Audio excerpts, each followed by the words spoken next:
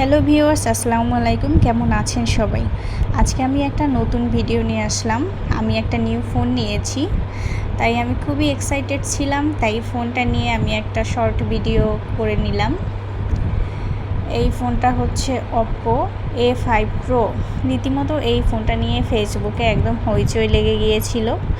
ফোনটা নাকি খুবই সুন্দর দেখতে, জানি না, আমি আনবক্সিং করব, তাই আপনাদের সাথে ভিডিওটা শেয়ার করতেছি।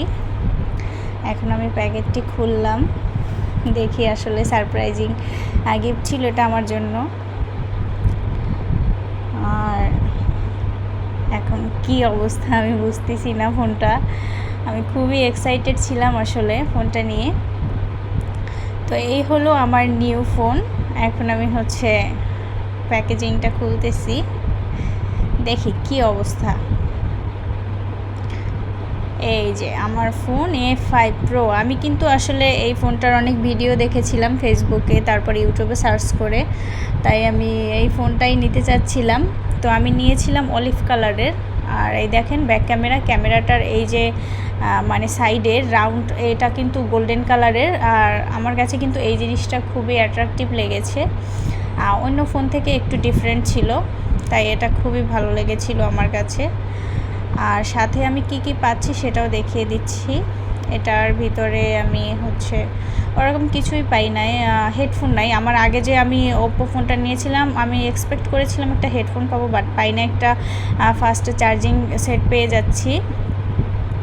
আর একটা পেয়েছে আমি, ওই যে আপনাদের কি বলে ভুলে গেছি আসলে, ফোন কাভার। হ্যাঁ, কাভার পেয়েছি একটা, এই যে ওয়াটার কালার।